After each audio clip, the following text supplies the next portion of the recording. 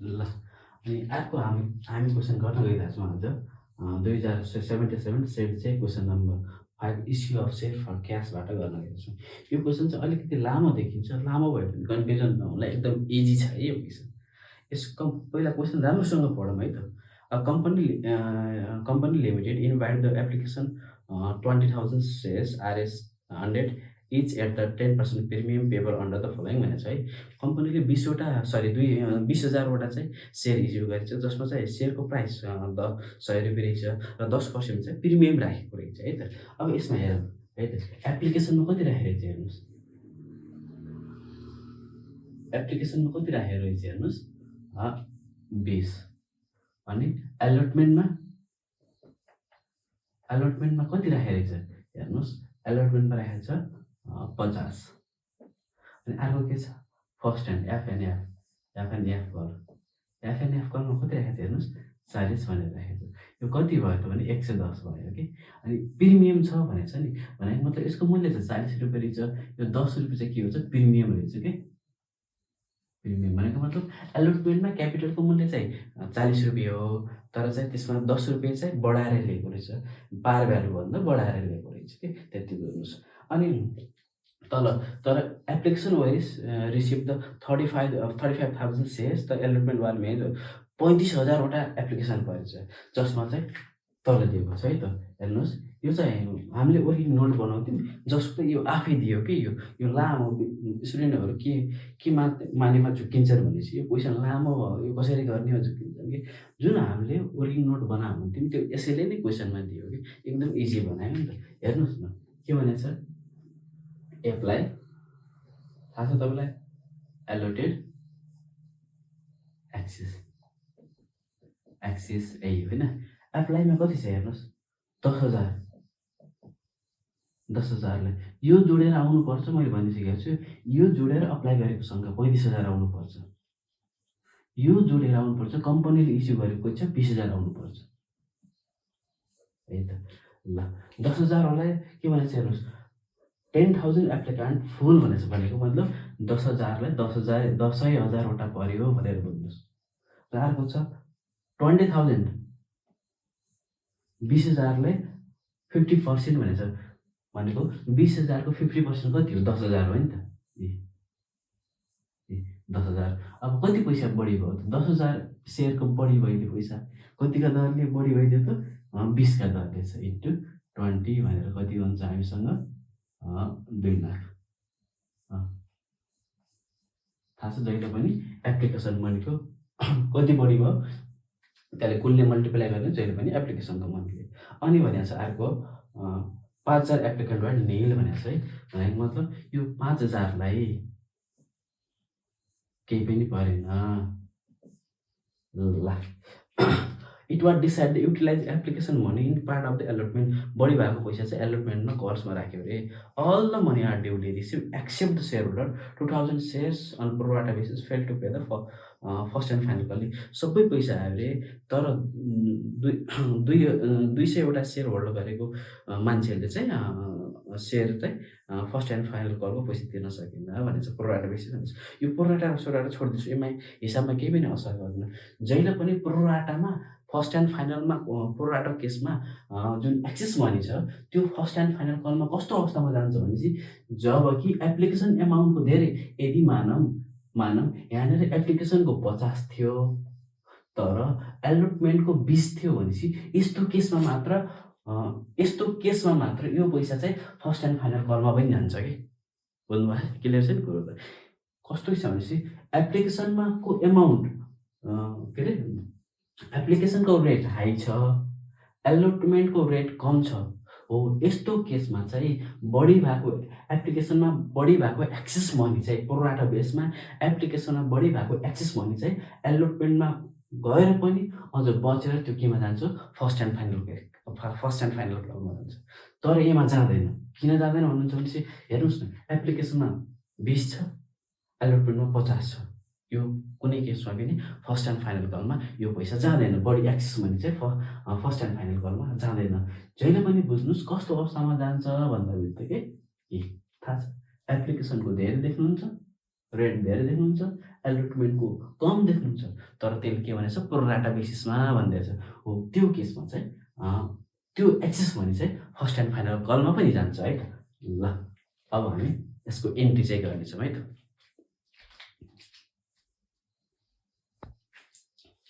ल हेरौँ है त। अब सेयर एप्लिकेसनको थाहा छ तपाईँहरूलाई, यसको एन्ट्री हुन्छ ब्याङ्क एसिडिआर।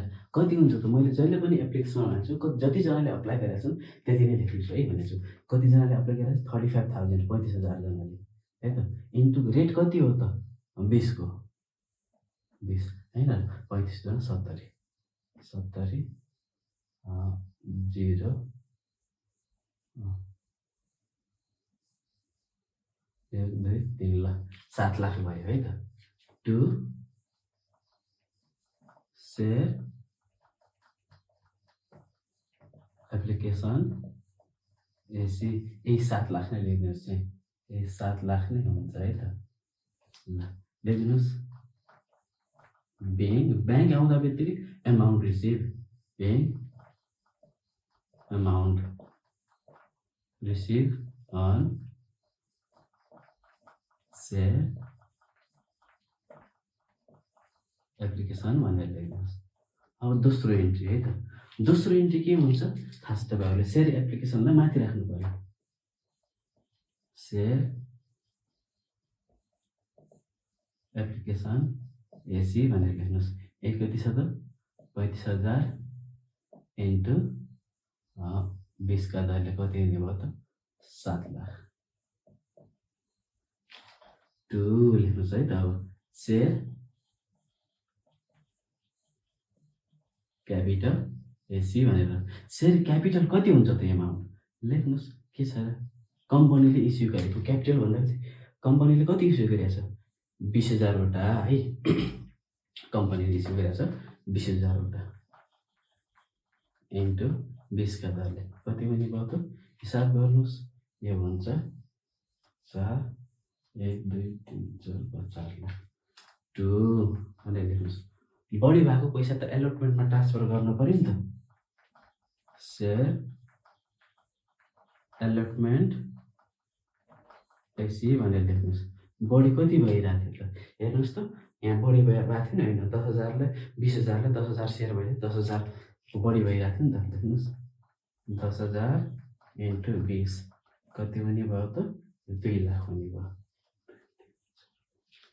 टु नपरेको मान्छेको पैसा फिर्ता दिनु, तिमीले पैसा खाइदिनु भयो होइन नि त। नपरेको पैसा त फिर्ता दिनु पर्यो, जुन कति छ नपरेको ब्याङ्क एसी। नपरेको मान्छे कति थियो 5,000 थियो किन, अनि वर्किङ नोट गरेर इन्टु 20 गरेर कति हुने भयो त यहाँ 10 1 लाख होइन 2 3 4 5 लाख। लेखिदिनुहोस् ब्याङ्क सेयर एप्लिकेसन एमाउन्ट यता लेखेँ तपाईँले एमाउन्ट सेम लेख्यो पहिला जस्तै transfer to share capital allotment and rest were refund भनेर लेख्नुहोस्। सेयर एप्लिकेसनको पैसा केमा गर्यो त क्यापिटलमा एलोटमेन्टमा ट्रान्सफर गर्यो र नपरेको पैसा चाहिँ के गर्यो त फिर्ता गरियो भनेर भयो है त। ल अब हामी यसको दोस्रो इन्ट्री गर्दैछौँ। अब दोस्रो इन्ट्री गर्छौँ है त। ल सेयर एलोटमेन्टको इन्ट्री के हुन्छ थाहा छ तपाईँहरूलाई, सेयर एलोटमेन्ट एसिडिआर लेख्नुहोस्। अब जहिले पनि अब यहाँदेखि चाहिँ हामीले कम्पनीले इस्यु गरेको मात्र हेर्ने है त। कम्पनीले इस्यु गरेको कति छ हामीसँग 20,000 होइन 20,000 इन्टु पैसा कति छ एलोटमेन्टको हेर्नुहोस् यहीँ दिएको छ कति छ 50 10 1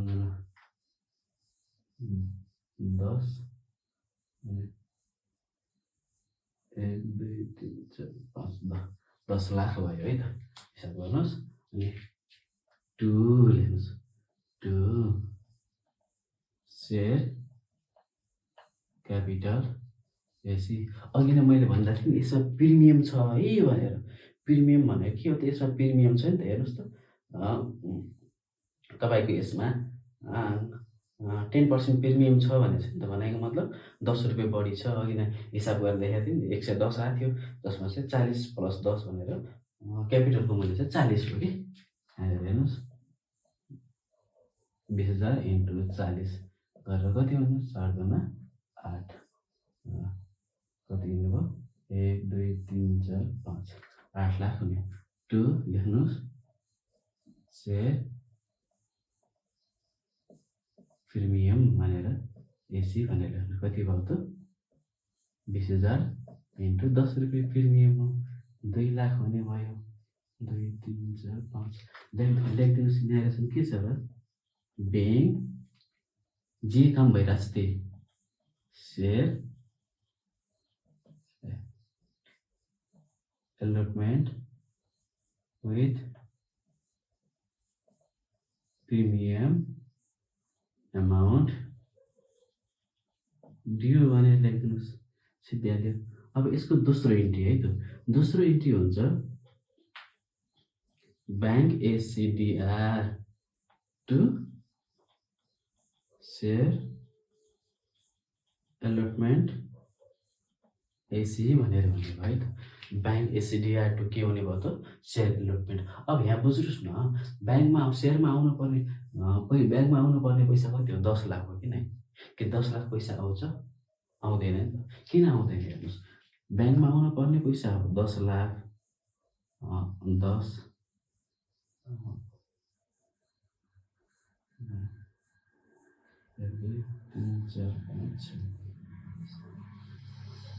लाख। पहिला 2 लाख त पहिल्यै दिइसकेको छ नि। 2 लाख त अघि नै आइसकेको छ। हेर्नुहोस् न, 2 लाख अघि नै हामीले तिरे होइन र? एक्सिस भएको महिनामा पैसा चाहिँ हाम्रो एलोटमेन्टमा आएको होइन र? हो, 2 लाख त पहिल्यै आइसकेको छ। त्यो हुनाले के हुने भयो भनेपछि अब आउने भयो कति त? 8 लाख है त। यो पनि त्यही भइहाल्यो कि 10 लाख आउनु पर्ने हो माइनस 2 लाख गर्दा कति आउने भयो त? 8 लाख है त। अब लेखिदिनुहोस्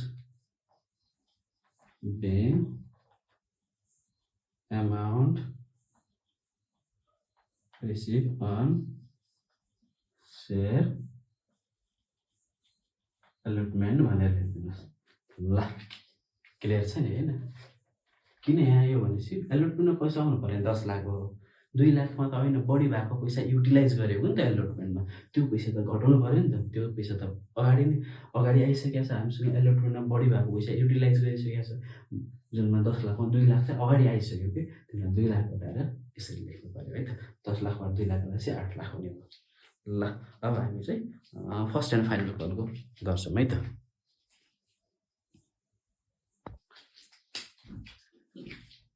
ल, ओके, अब हामी फर्स्ट एन्ड फाइनल कलको हेर्नुहोस्। फर्स्ट एन्ड फाइनल कलको र एलोटमेन्टको इन्ट्री एउटै हो।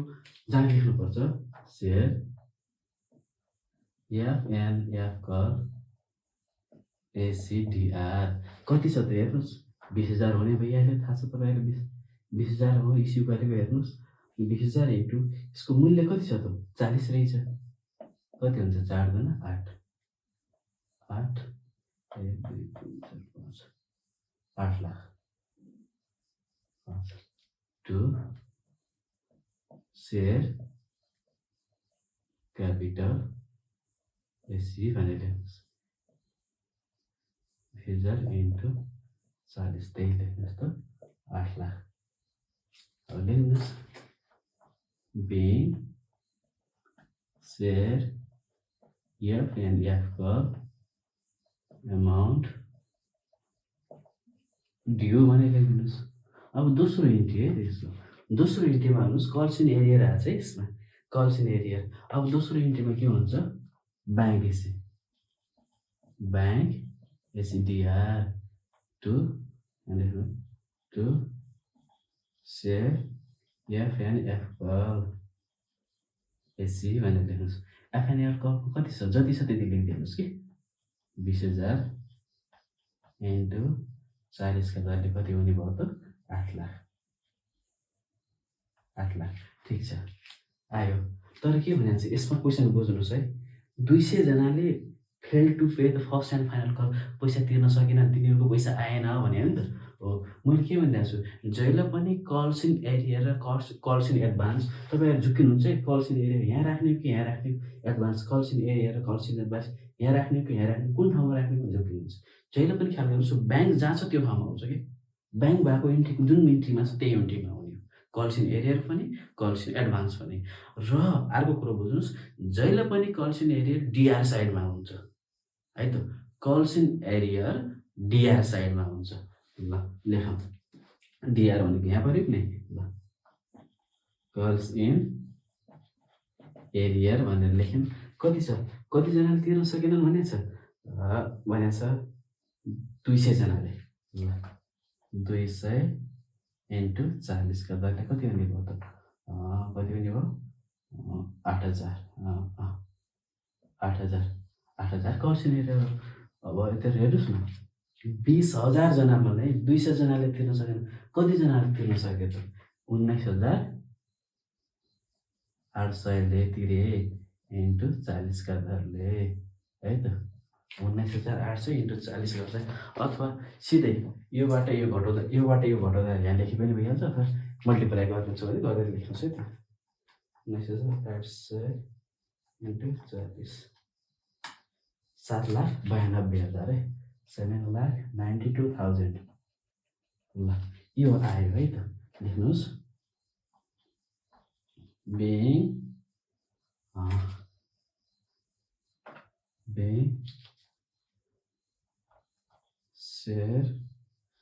being amount received